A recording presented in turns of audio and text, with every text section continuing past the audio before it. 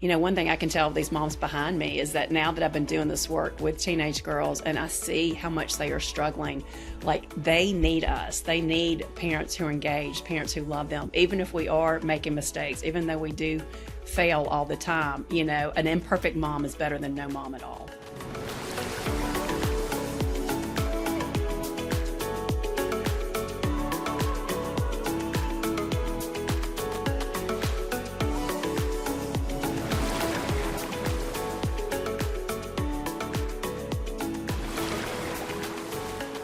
Aloha, everyone. Welcome to All Things Possible.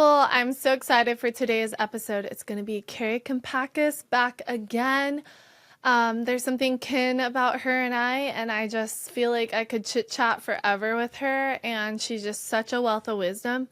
But something I really appreciate about Kari is her honesty. Like, she's really raw in sharing some of the major challenges she's had, specifically around motherhood, kind of snapping at her children, dealing with the ups and downs of the endless work and the challenge that comes with being a mother. But she's overcome a lot of these challenges because she's willing to really talk about it and help other moms through her books, through her work on social media, through her blogging. She's just a wealth of knowledge. So I hope you enjoy today's conversation. Be sure to send this episode to some of your friends. We're helping get the word out for All Things Possible, help this grow. We want to be an encouragement to as many people as possible. So that's the way to do it. I get all my podcast recommendations from my friends. So I hope that you will help us grow All Things Possible by recommending it to your friends. Most of all, we just hope that you're encouraged in your faith, in your family, in your health, in just, all the challenges that life throws our way. Life's not perfect. It's ups and downs. There's beauty, there's hardship, and we certainly need encouragement along the way. So hope you're encouraged by today's episode with Kari Kampakis and I. Well, welcome back, Kari Kampakis. When I think of you, I think of you as like this mama bear encourager. Your daughters are in college. You have a couple, like I think your youngest is still in high school, but you've kind of been through a lot of the seasons, and you have a heart for mothers. It's clear the way you've written books and your social media, and we've had you on All Things Possible before, and I feel like I could talk to you for hours and hours, so I wanted to bring you back on because I was like, there was so much more I wanted to talk about last time we had you. And today Adam's off island with my older boys, so I was like, well, let's have a mom convo and just talk about motherhood mindset and the challenges there and the seasons, the ups and downs, the beauty, of course, but also the really hard challenges along the way that sometimes you can kind of get stuck in a rut of like negative mindset, and also the culture around motherhood. So welcome, Kari. I'm so happy to have you. And yeah. I love any chance to talk to you. And I told, after we did our last conversation, I told my husband that night, I'm like, Adam and Bethany just give me hope for the future. Like, y'all are such great parents, and I think you're such great role models, not only for me, the people above you, but I think about for my children and that generation behind you, because it's neat that y'all are right there in between my generation and my children's generation. And I want great role models for them and people who are embracing parenthood and motherhood and wanting to grow and wanting to get better. So it works both ways.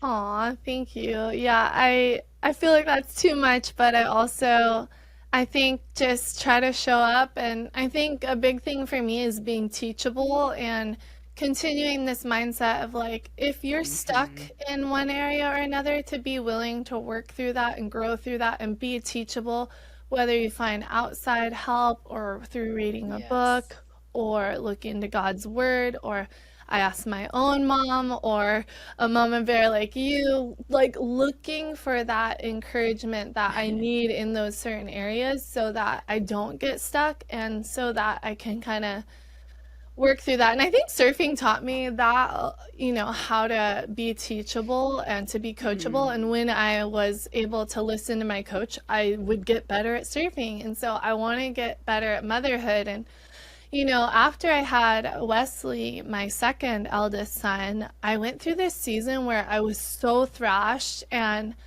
I think I was like, I wasn't getting enough nutritionally. I had a lot on my plate. I was very active, plus, like, all in on being mom. And, there's just a lot on my plate. And I do still have a lot on my plate. But that season, I think, especially nutritionally, I was depleted and I was very kind of harsh on my boys. Like, I would kind of react really quickly and yes. kind of just get agitated really easy. Or I just have this really vivid memory of being in my kitchen and I dropped something for the second time that day, and it like scattered all over the kitchen and made a big old mess. And I just started crying and like I was hyper emotional about it. And I Hmm. was like, this isn't how it's supposed to be. Like, I don't think I should be reacting like this. And it kind of clicked.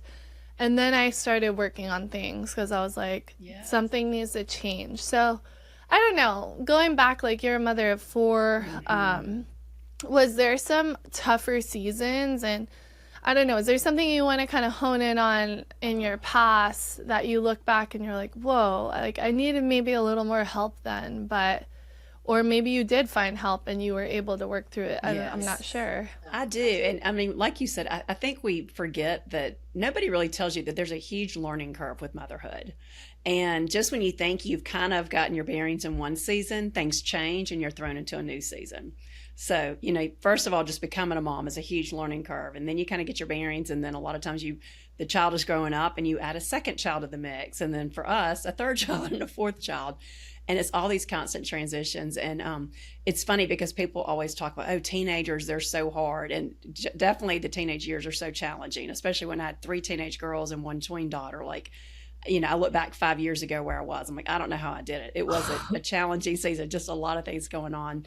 But I still think my hardest year of parenting was when I had three kids under the age of four before my fourth daughter even came along. Like that year was just really, really hard for me. And that's why I had a hard time even finding that I was pregnant with my fourth one because I felt like I Oh, was just starting to get my life back. And I couldn't imagine how I was going to add one more to the mix. oh my Obviously, now I'm like, thank you, God, such a blessing. But it is hard. And, when my kids were little, my husband was commuting. And so he wasn't getting home until 8 o'clock a lot of nights. They were in a family business. And so when you own your own business, there's a lot more stress there than there would be maybe in a normal job, too. So by the time he got home, the work of the day was done. And I was exhausted, and so there were so many mornings, and he would have to leave early too because he was commuting. And so, I just remember so many mornings laying in bed and I'd hear the pitter patter of feet just running toward my bedroom. And, so many days I would feel defeated before I even got out of bed. And I'm like, just oh Lord, help me, like help me, take on this day. And, those are the moments where it's really easy to get stuck in the negativity of motherhood. And there's so many narratives out there that will feed that. That's, those narratives that, it is that children are a burden. And I found myself sometimes being in that place. And I'm not saying we don't need to vent sometimes to our friends and to be honest that we're struggling and that it's hard, because we definitely need that. But I think it's really easy to get stuck in that place of defeat and seeing our children as burdens and not seeing the blessings, and missing out on that. And it really is, it takes a lot of mental strength. And like you said, I think there's a learning curve in patience and learning to control our emotions and our temper. And I used to laugh at myself that I would lose my temper so easily too when they were little. oh And there were so many times that I thought I have not yelled like this since I was growing up, and my sisters and I got into fights. And you think as you get older, you think that part of you growing up is kind of buried, and then it's like it came right back out with motherhood. well, it's almost like like motherhood and parenting brings out some of your worst sides, unfortunately, and maybe the same for a marriage too. It's like you get comfortable in Yes. this environment, and then day after day, like similar things keep happening, and then finally you're like, oh, I can't handle this, like stop. And Yes. then children, I think, Yes. children are in their own realm too, where their emotions aren't developed. They're a lot like kind of more all over the place, and Yeah. it can be hard if you yourself are kind of dysregulated. Like I kind of dove into the regulating your child. So, Yes. my third son, I can relate to like the three kids was a lot. That was a big transition, going from two to three. And then I can Mm-hmm. imagine three under five would be a lot. But after I had Micah, our third son, he was a challenge. And there was a lot of nights I would go to bed like, I'm so glad the day is over, like not really looking forward to the next day. And that's not really my nature. Like my nature is pretty excited Yes. about life. I look forward to the next day. I'm like, what fun can Yes. we, through our schedule and whatnot? Like how can we squeeze in as much fun as possible? And so it felt really weird to be like, I'm not excited for tomorrow. But that pushed me to kind of like figure out Yes. Micah and help him figure out his emotions. And I realized that instead of saying something like, go lay down in your room while we have some peace and quiet, I found he would scream and cry for 30 minutes. But if I just took him on the rocking chair and snuggled him for even a minute, that would solve the Mm-hmm. problem. And he would go from potentially screaming for 30 Right. minutes to like snuggling mama for 30 seconds or a couple minutes or reading a quick book, and then we'd move on with our day. And it was so much better. And so, but nobody really told me this. I had to like kind of go and discover it. Like this to me is a bright side of social media is if you're looking for help, you can find good help and you can pick different Mm-hmm. brains, so to say, on there and kind of search stuff up and find things, and then your algorithms will start sending you different information and you can kind of like experiment and see what works.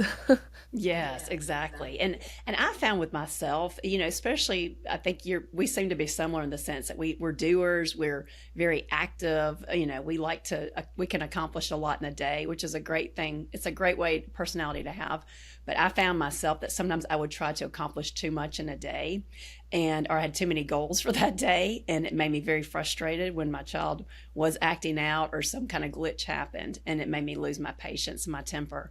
So for me, I really, especially when my kids were little, I had to make peace with accomplishing less than a day. Because like you said, I mean, I came to those points where I'm like, I don't like losing my temper. This is not the mom that I want to be. Something's got to change. So what do I need to do differently? And so what I realized was like, I could not have as many, I was like, this is just a season where I've got to be more present for my kids, especially when somebody needed me more because of a health issue or something going on. And I have a friend that calls it grace and space. And so sometimes, there are seasons where we've got to clear our calendar and we can't commit to as much. And I haven't learned it when I was, doing had some deadlines for my first books. When I was writing my first books for teens, my daughters were little. And I remember when my first book came out, I thought, this is amazing. This is so fun. I love releasing books. I want to release a book every year. Like that was the idea I had in my head. And then I realized as I started working on the second book and I was speaking and I had too much going on, and I was, some nights I was getting 4 or 5 hours of sleep. I was not getting enough sleep. And the next day I'm impatient. I'm snapping at my kids and I'm yelling at my kids. And I'm like, what is Yeah. the irony here? I'm sitting here writing Christian books and yet I'm snapping at my kids. Like, this is not worth it for me to lose my relationships because I'm trying to produce more books. And so I just remember in that moment thinking, okay, I might not produce as many books in my lifetime, and that's okay. And so for me, I had to lower the bar of expectation for myself, and I could not just be, 110% in the dreams that I had on top of motherhood.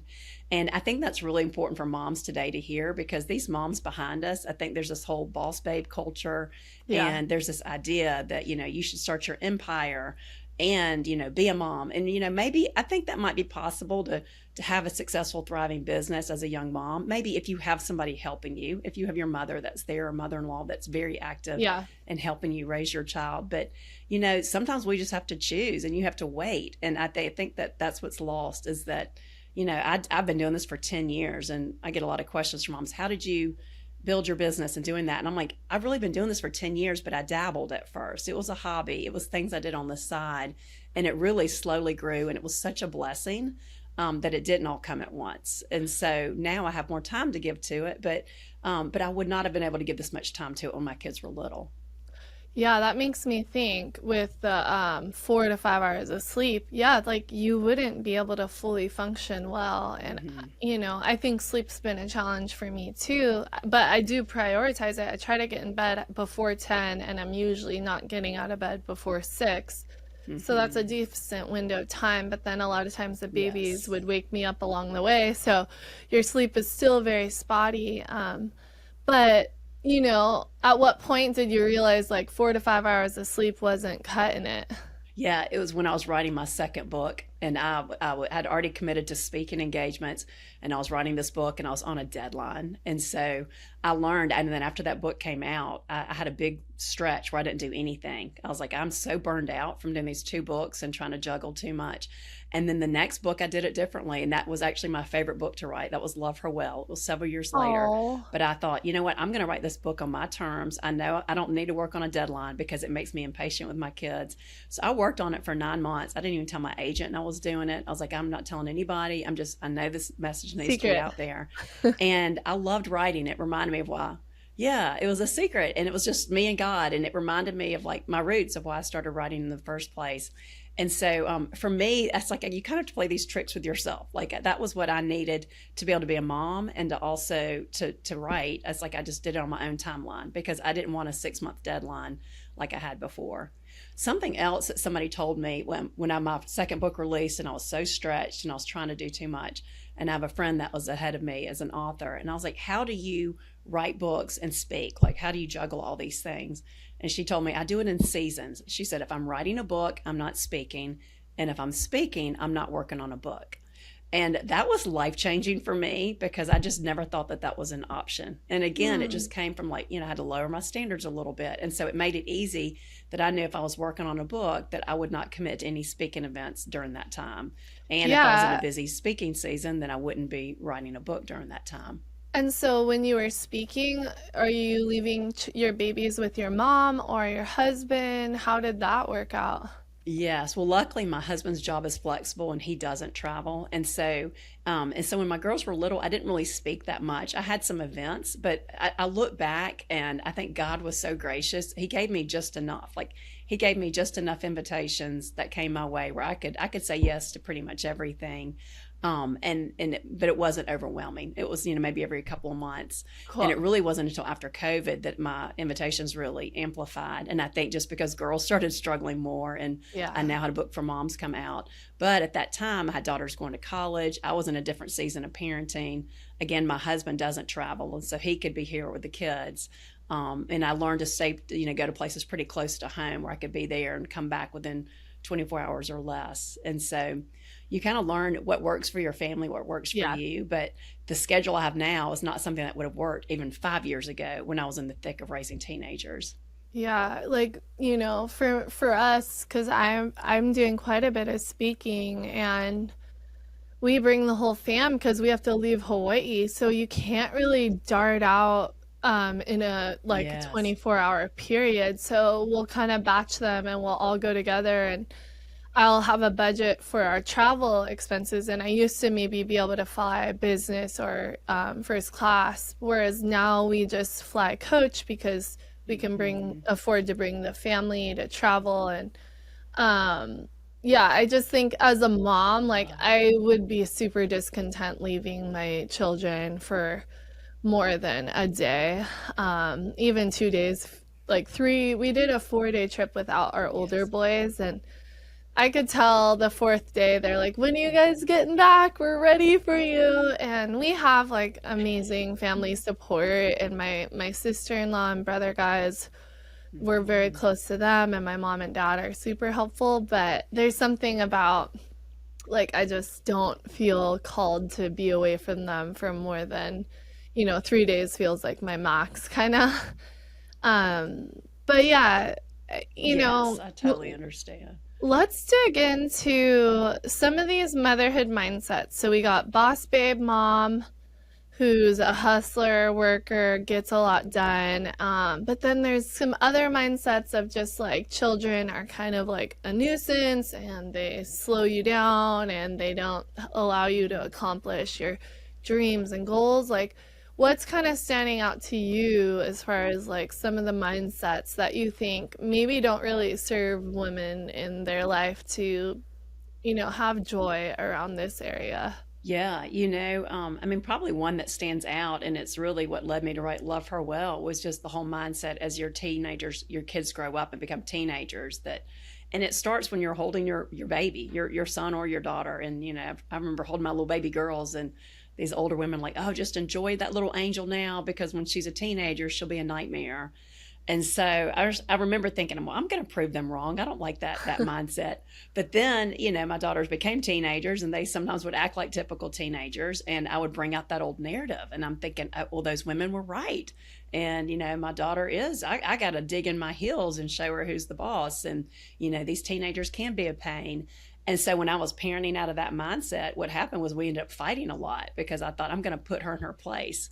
And basically what happened was my daughter and I, it just built this gulf between us. And that gulf in our relationship just kept growing and growing. And I kept thinking, she's the one that needs to change. She is the problem. Until one day we had this fight before school, and, she went to school and I just broke down in my closet. And I finally was just honest with myself. And I'm like, is this really worth it? And I don't even remember what the fight was over. It was something so dumb. And I just thought, I've only got 4 years left with her here at home. Is this how I want it to be for the next 4 years? And, I'm also, constantly asking myself, if something happened tomorrow to me or my child, would I regret the way I'm behaving today? Yeah. And I think that's something that's kind of always kept me in check as a mom, is like, is this really worth it? And so, any relationship that's long term, there's that constant repair and that reflection and evaluation. But I think when we do our part as moms, and this is really where we can grow in our faith, because I don't believe we can do it on our own. Like, we need help from God to be that mom, and to be honest with ourselves, and to not hate ourselves and stay stuck in that shame and that condemnation.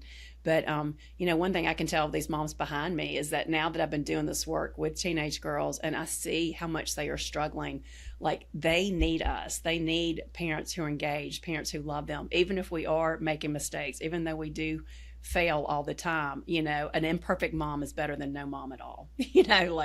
And so don't underestimate, just the importance of your role in their life, even if you're not proud of the mom you've been in the past. Like, it's not too late to turn things around now. And I actually think it's very beneficial for our kids to see us admit, like, mommy lost her temper, or I shouldn't have done this earlier, because, they're in this world of perfection where they don't see people owning up to their mistakes. And it looks like everybody else is living the dream, and they're the only ones who are struggling. And so I think it helps them to see our humanity in those ways that are obvious to them anyway.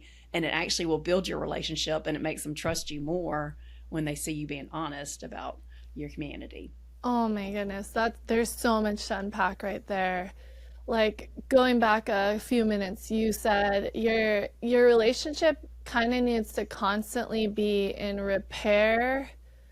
And what was it? What else did you say? You said repair and Yes, repair and reflection. repair and reflection. And I feel like that needs to come from mom or dad first and foremost, because children aren't necessarily able to have that skill set yet. And they might need mom and dad to help them learn that skill. Yes. And so we first and foremost, and then you Yes. started that statement actually with honesty. Like, you broke down and had an honest reflection over this crevice that was building up between you. And I'm guessing your daughter was around 14 at that time.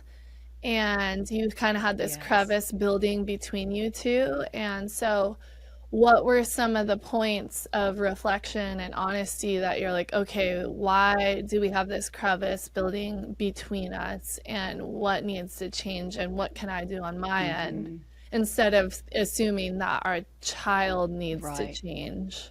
I think what I realized what would happen was, when I would get just angry and I was just lashing out, she would get defensive, and then that would make me angrier, and then she'd get angry, and then we kind of amplified, kept going back and forth, and it just kept getting, more and more intense. And so I was like, I realized that I had to be the adult basically. And, nobody teaches us this skill.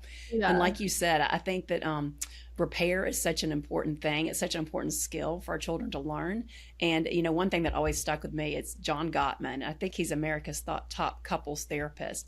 And he said the number one key to whether a marriage will be successful is the couple's ability to repair, to go back and repair what is broken after an argument.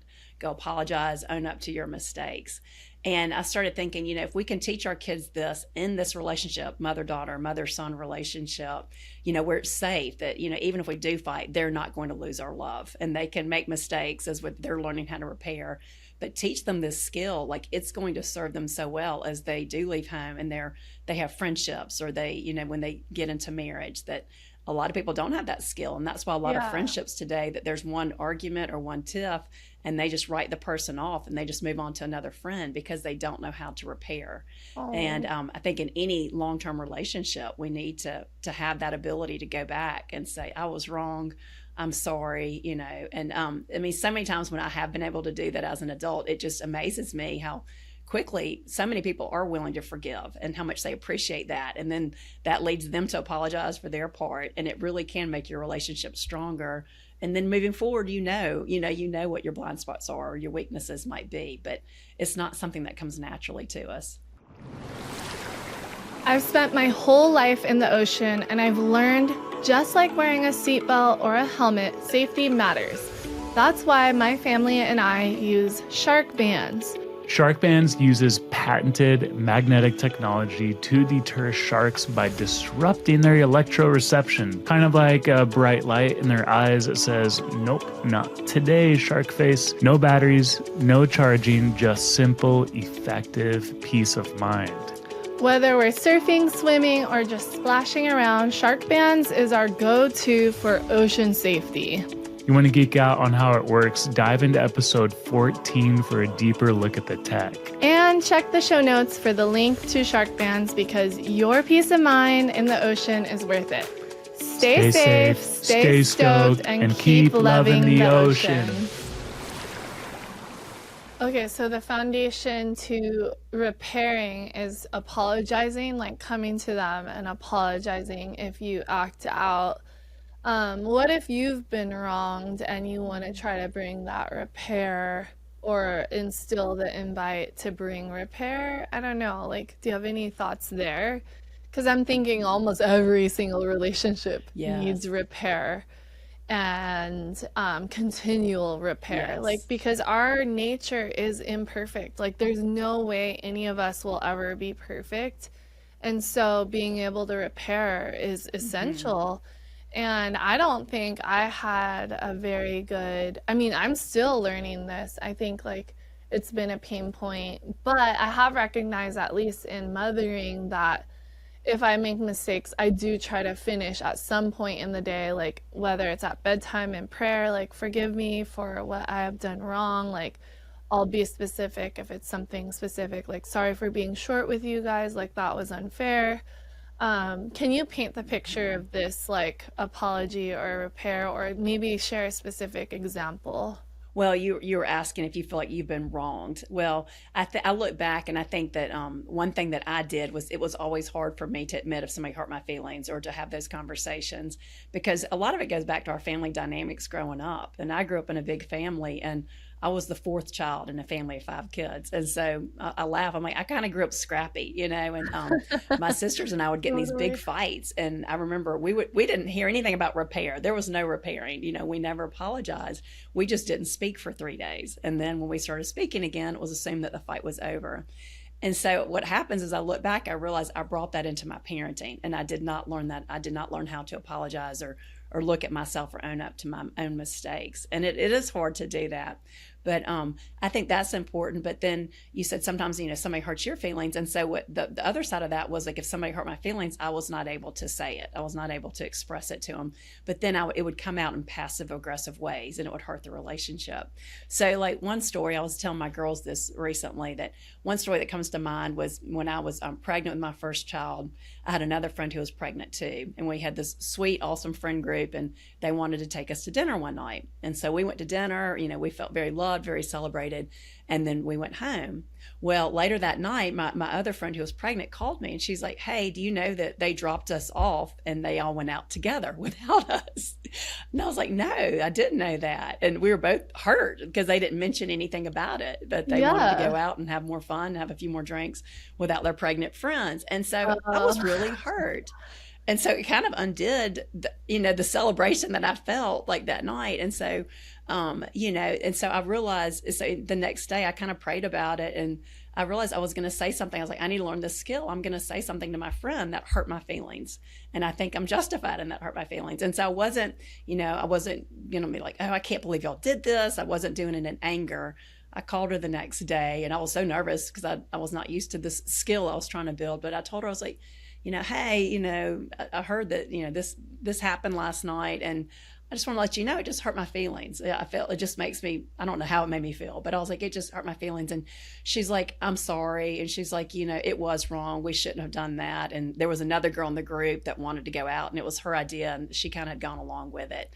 And so I was so glad that I mentioned it to her because, without her telling me that, I had all these narratives in my head, like they don't like us, or they're talking about us behind our back. And there's so many stories we can tell ourselves when we don't know the facts. And so it gave my friend a chance to apologize and to share the truth of what really happened. And anyway, I think that was just such a good example. It was a good example for me to be like, sometimes it really can make your friendship stronger if you can go back and let them know and that. work through that conflict and repair rather than just like piecing out and moving on. Interesting. Wow. Okay, so you're opening up a whole nother can of worms. I'm so excited that you said this because the narratives we build in our head when we don't even have the full scope or picture of what's going on, like I definitely know I've struggled with this and maybe still do to this day, but like these narratives we kind of paint in our head instead of like talking with someone and working through it, we'll like paint this picture of like, this is what happened, even though it might not even actually be what happened. I'm guessing, like, I know you've worked through a lot of your challenges in motherhood. I love your honesty. I love, like, because so many of us are truly struggling with these things, but a lot of people won't share this journey because you might feel ashamed of certain aspects of the pain points in your life. But can you break down this idea around narratives that we as moms, wives, friends paint in our heads and how they can actually be a major disservice to ourselves and our loved ones? Yeah.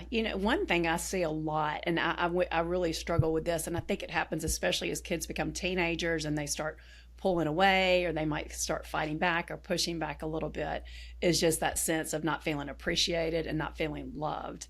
And, especially when you've been all into motherhood, like I was, for years, you're giving, you're doing all these things, and you pretty much get it back when they're little, it's reciprocated. And then what happened as my kids grew up, I remember there was one night that I had like two of them that were mad at me, and I knew I was doing the right thing, but they were mad at me. And so I had the narrative in my head, like they hate me, I'm a terrible mom. I feel like I'm doing the right thing, but they don't like me. And I feel like I'm working so hard and I've sacrificed so much and it's not appreciated. And it's really easy to wallow in that narrative. And I had a neighborhood Bible study that I was supposed to go to, and I did not feel like going, but I was like, I just need to get out of the house. And so I'm going tonight. And this neighborhood Bible study, it was really a random mix of people. There were some moms that were older than me, some moms that were younger than me. And I don't even remember the topic that night, but it was for moms. And I just remember feeling like such a sense of peace and love with all of those moms. And again, I just thought, God is so good. Like this is exactly what my heart needed tonight, because even though I'm not, the conversation's not centered on me, I just felt loved in that room. And it was just something that I needed, a love and some joy that was coming into my life that was apart from my family. So that was just a real lesson for me, is that I think that we have got to find that as moms, as we've got to find those other sources of joy. And, first and foremost, that's why our faith is so important. And, there are so many nights, you might be feeling unloved or unappreciated, but just that's the time to just really sit with the Lord and say, God, I know you love me. Just remind me of how much you love me, and to sit and read the Bible and remember that what we tell our children, what's true for them, that it's equally true for us, that even when we might not feel loved by our family or appreciated, that he does love us. But I think when we're not doing that, then that's when sometimes we start to withhold love from our children, because we don't feel appreciated and we're angry and we're kind of closing off. And I'm just a big believer that for us to keep loving them and to keep doing that, and not be dictated by their moods and their emotions, which can be very fickle. And, they have things going on that we don't even know about. We've got to be getting joy and peace and these other things from other people, and also just from our faith. And that just is really going to be the foundation that we stand on, so that whether our child is hugging us today or, giving us a little attitude, it's not going to change the way that we love them. We can love them regardless of whether they're loving us back today. But I think that's important, because otherwise those narratives in our head can just really go astray and lead us down some really dark roads. I think too, you talked about, going to Bible study, and you kind of forced yourself to go. You might not have really been in the mood. It was kind of a rough day, I'm guessing. But also to question, if you have mom friends that don't help lift you up or don't bring out the best towards motherhood, or have a negative kind of tendency around talking about motherhood or marriage, to maybe question that friendship, in the sense that, like, hey, like, if you're struggling in marriage or motherhood, then you need to find people who are going to encourage you in those areas, and not like add to the pain there, or celebrate the pain. Not that they're celebrating, but like maybe they'll be like, yeah, like you need to just give up, or yeah, children are in pain, but like helping you problem solve. So I think finding the friends that will help you work through your problems, and you do the same too. Like, I have really great friends, and I know that I can go to them and ask them, for support or encouragement or prayer, whatever it may be. But maybe for some moms it can be really hard to find community, and so I don't know. Do you have any encouragement to a mom who's like, well, I don't really have anyone I can open up with. I'm feeling kind of alone. Like, what would you suggest for her? Yeah, and one thing I have found is that, your community might look different for different children. And one thing that has been very helpful for me in keeping my attitude toward my children in check is that, I think with each child you meet different moms, that there are certain moms that just really take to your child.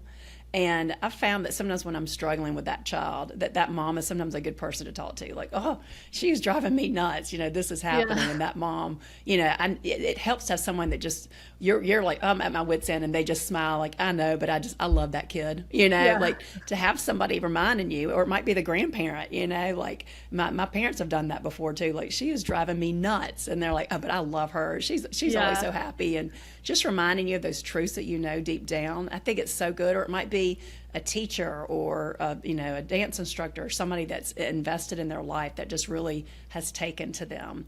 So I think Yeah. your community might look different for different children. But also, I tell moms, I think that we have this picture in our head that our tribe should all come from one place. That, okay, I've got a 6th grade daughter, and so I should be best friends with all the 6th grade moms. And there's this group over here, they're all best friends, and something's wrong with me.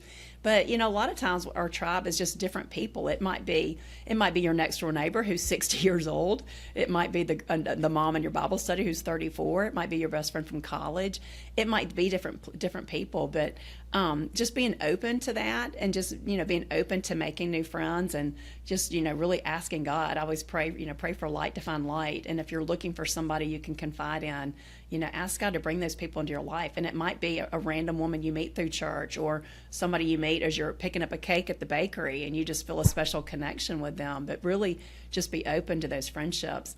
And I'm also a big believer, especially in the teenage years, that you've got to be really careful when you're struggling, and you're struggling with a child especially. You got to really protect their privacy. And so sometimes moms are struggling because they have their best friends, but, they can't really talk about this issue because it might involve their friends' daughters or their friends' children too. And it's not something they can talk about. And so this is where it's so great to have community in other cities, like to have those best friends from high school or college. And there were so many times when I would have something I needed to process with somebody in a safe place, and I would call an old friend from high school or from college, and I knew it would be kept in the vault. They would our Yeah. conversation, but then they would reciprocate, like, you know what, I'm struggling with my child too, and they would want my advice on something. And I feel like that was a really safe place to process things in the teenage years when you're trying to protect your child's privacy, especially in your community. But you still needed that guidance and that encouragement and that support from other moms. Oh, I love that. Yeah, and I think sometimes we can underestimate our child's need for privacy and yeah, especially in the teenage years when they're getting older. I can see how that would be really important. Well, okay, so we've kind of covered a few things. And I can't help but be a little curious about your like statements of belief or your doctrine, so to say. I see you making the sign of the cross when we prayed, and I just wanted to hear more about your journey as a Christian woman. Yeah. Oh, I love that. Yes, I'm Catholic. I grew up Catholic, and so that's why we do the sign of the cross. And my husband's Greek Orthodox, which is very similar. But yeah, Interesting. I went to Catholic school until seventh grade. Yes. Yeah. And so that's a whole, I want to do a post on that. I've gotten a lot of questions from a few moms who are Catholic and their husband's Greek Orthodox. Um, but yeah, I went to Catholic school since seventh grade, grew up in a Christian home, heard about God a lot. My dad would just talk about God like he was just a member of the family. It was very comfortable putting him in the conversation. But I don't feel like my faith really came alive until I was in my 40s and I was parenting and struggling, and I'd had a really, really hard year. And that was when I just felt like it was my year from hell, basically. I mean, we Oh, had a tree fall on our house. I had one of my daughters had a chest fall on her. By the grace of God, she was okay. I had another daughter have an allergic reaction that required the EpiPen. Just a lot of things that brought me to my knees, and that really was like the turning point in my faith. And so it was neat. And I joked that one of my daughters was a strong-willed toddler, and she was the yeah. reason I started reading Christian books as a young mom too, because I'd go to bed some nights so frustrated, and just, there was a woman at the gym, and she always seemed to have this peace about her, and I'm like, I need some help. Like, what do you know that I don't know? And she told me she was going to bring me a book the next day, so I thought it would be a parenting book, and she comes back the next day, and the book is called Power of a Praying Mom. And so I read that book and I was like, ooh, this is really helpful. I love that. And I just Yeah. read another book after that and another one. And so it's funny. I never thought that I'd be the one writing these books, fast forward years later. But I think faith is a journey. And, I didn't grow up memorizing scripture. I didn't grow up reading my Bible every day, which is why I love that that's more of a thing with many in this next generation. I Yeah. wish I had. But at the same time, I do feel like I can kind of relate to people who feel like they're coming to the Bible as a novice, and that, where do I start in reading it? And so that's why I try to when I'm sharing messages, start with something that's relatable, a story, and then tie in, well, how does this relate to what God says or what the Bible tells us? And to bring it, to make it feel relevant, because it is so Yeah. relevant, these timeless Yeah. truths, no matter what age you're Totally. living in. I mean, there's so much wisdom in the Bible, and it's so like long and intricate, so you can continually be learning and growing and being pushed. But at the same time, I love that, each of our faith journey is different and it comes in its own time. And I think it's in those really stretching seasons that maybe our biggest like growth or reliance and deepening of our faith happens. And I would say, for my husband and I, in our late 20s or our early 30s, late 20s, is like it was a big pivot in our faith journey. We went from being kind of non-denominational to now we're confessional Lutherans, very similar to Catholic, or it feels very similar. A little difference in doctrines, but it's something I never would have imagined myself, going to a liturgical church, and to go from not just going, but truly celebrating and appreciating every aspect of the service. There's so much richness and comfort and peace and joy in every aspect of our service, and there's meaning, and there's nothing fluffy or entertaining. It's all about like the Lord and having reverence before the Lord. And I think, so much of our culture wants everything to be fun and exciting and entertaining, but that's not what the Christian faith is necessarily about. And at the end of the day, it's through our hardships and our dark points that we need to, that's when we're like, put on your knees and you gotta pray and be like, Lord, help me through this. I need you to like be the author and finisher of my faith. I always just go back to that because it's truly he's the author and finisher of our faith. And now kind of being on the other side of the spectrum of being like, grew up kind of anti-denomination, but now I kind of like have an appreciation because we're trying to hold to a standard, and there's accountability, but there's purpose too with everything. And so, yeah, I have a lot more appreciation for the Catholic Church than maybe I did 15, 20 years ago. Like I used to think it was just like weird, and I think wherever there's man, there's sin, but being able to recognize that there's also grace and the Lord working in and through his word, and that is our strength. And I also, like, as you were talking too, like you want to know more scripture, but even if you don't know any scriptures memorized, you can be of faith. Your knowledge of the scripture does not define your faith. And so I think I just wanted to encourage, if there is anyone listening who's young in their faith, you don't have to know scripture to be of faith. Like that doesn't define your faith, because you think of like back in the days in the early Christian church, the Bible wasn't easily accessible. Like church was very valued because that's where we'd go and hear the word of God. And while I want to know more scripture and I want to grow in my knowledge, that isn't the foundation of our faith.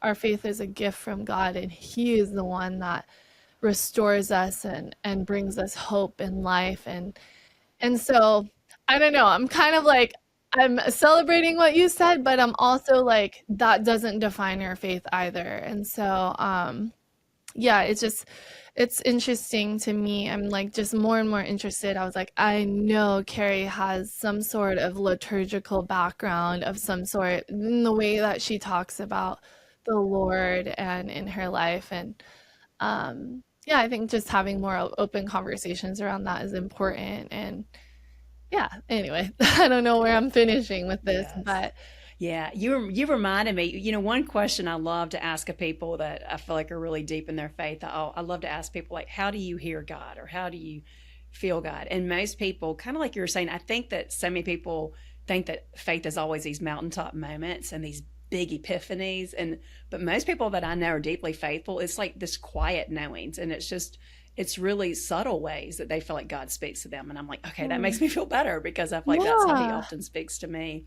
But one of my favorite stories was, we have this priest that he's now back in America, but he's just amazing. He was over one of the high schools here, and he worked at the Vatican. He worked trained the priest for the first year, so he worked at the Vatican for years. He's visited the Holy Land so many times, and years ago, my husband and I did an anniversary trip to Italy. It was when he was at the Vatican. And so we went to dinner with him. And so I was asking him, I was like, okay, you have worked at the Vatican. You've been to the Holy Land. You're in so many holy situations. I was like, when do you feel close to God, or when do you hear God? Is it when you're in these moments, in these places? And I thought it was very interesting what he said. He's like, usually if I've had this big spiritual experience, like gone somewhere, usually the closeness I feel to God is not necessarily when I'm there. He's like, a lot of times it might be 3 weeks later, and it's usually when I'm actually doing something very mundane. Like I might be washing vegetables in the sink, and all of a sudden I have just this sudden peace. And that's kind of when he feels it. And I thought that was so refreshing for me to hear that, I think yeah, sometimes we're going to church, or we're reading the Bible, or we're trying to hear God, or we're trying to feel him, and we're just not. And sometimes we're in these spiritual deserts. And I've been in those yeah, seasons where I'm like, I don't hear you, God. I don't feel you. I know you're there, but it's just, I want to feel closer. yeah, But I think just be faithful in doing these things, and spending time with godly people, and just know that God is mysterious. I mean, it's mysterious how we do hear him. And so many times when I do hear something or feel something that I know is from him, it is a random moment like that. And to me, that brings a lot of comfort, that it's not something that we can orchestrate or that we can plan, but we have to just be ready when it comes. Yeah. And I think too, like honing in on these thoughts or feelings that kind of come along the way and like making sure, because I think for some of our young people, making sure it aligns with God's word. So sometimes I feel like our young people are like, yes, this was of the Lord, but then you're like, wait, but that doesn't align with God's word. And so I'm not saying that's for you at all. I'm just like, yeah, I think over the years, my faith grew in a way that like I didn't have to feel that emotional high. Whereas maybe in my younger years, I felt like I needed like these emotional highs along the way. Like I wanted to belt out worship music and really feel the Lord in that moment. But now it's more of this sure knowing, no matter how chaotic life feels, which I've been through a lot the last few years, and there's been a lot of chaos, hardship, just kind of tragedies along the way. And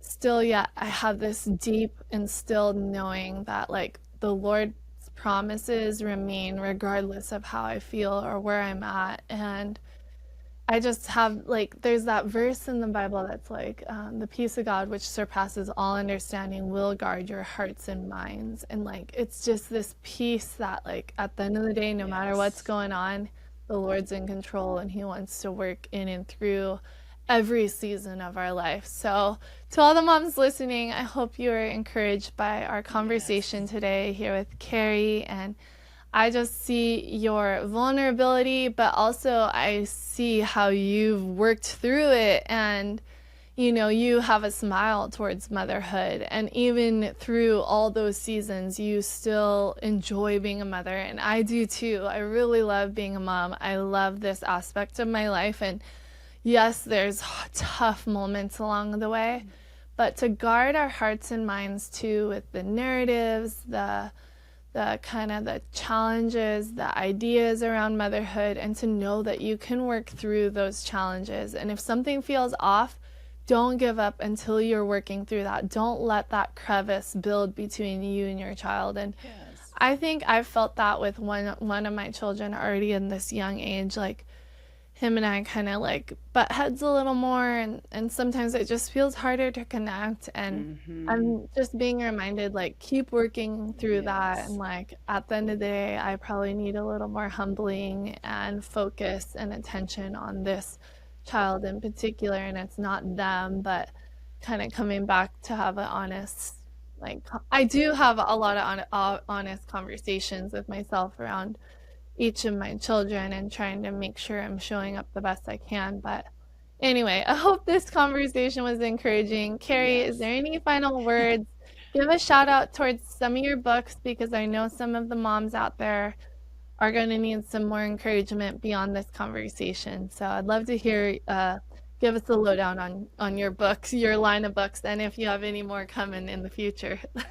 Okay. Yes. My most recent release was a new devotional for teen and tween and college age girls. It's called Yours, Not Hers, 40 Devotions to Stop Comparisons and Love Your Life. And it's been a popular graduation gift. And just like I said, I mean, I've had a lot of moms who tell me that my daughter is reading it, but I'm getting a lot from it too. So I think it's for all ages. And then I've also got the two other girls books for teen girls, 10 Ultimate Truths Girls Should Know, and then Liked, Whose Approval Are You Living For? And that's about living for the world's approval versus God's approval. And then my the two mom books that I have that are out are More Than a Mom and Love Her Well, 10 Ways to Find Joy and Connection with Your Teenage Daughter. And then this September, I have a new book coming out, and it's really my continuation of Love Her Well. And that one is called Is Your Daughter Ready? 10 Ways to Empower Your Girl for an Age of New Challenges. So wow, I'm excited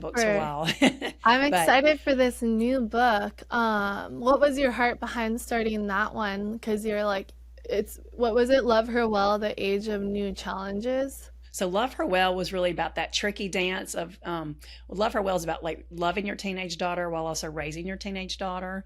And a few years later, my publishers invited me to write another book for moms, and so I started thinking, it's been a few years since I've written. What would I say based on what's going on in the world today. And the one thing I kept going back to is just light and darkness, is how it's just, things seem a little bit darker now than even 5 years ago. And just the need for light and raising our children in the light, but also preparing them for the dark realities of a broken world.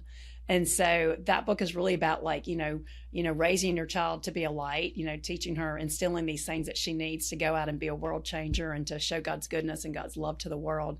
But also not letting her leave home naive and, really having those hard conversations, because that's one thing I found in my work is that a lot of these really sweet Christian girls, they're filled up with truth and, God's, knowledge of who God is and his love for them, but they're not really aware of how the world can be. And a lot of times they're the ones that get taken advantage of. And so it's tricky to, prepare your daughter for that road, but also, to let the light, to teach her to be a light too. And so that book's really about that journey, is just the, what's most important, the 10 most important things I say you can pack in their suitcase as you prepare them to leave home. I love that. Well, yeah, and it's such a hard truth, but ultimately we are trying to prepare our children to go and thrive in the world, and we'll always be a phone call away, or I'll be a babysitter away once my children have grandbabies. But yeah, just being able to think through some of the future things that our teenagers will need as they're heading into adulthood. And so what a great mission and heart you have. So thank you so much, Kari. And thanks for jumping on All Things Possible. Thank you so much for hanging out with Kari and I. We hope you love this conversation and have some major takeaways in motherhood. Remember that you can overcome the challenges that you're facing, and there's always different seasons that come around. They come and go. I've had seasons where I could not wait for bedtime, and I have seasons where I cannot wait to wake up with my children. So I'm cheering you all on. God bless, and have a great rest of your day.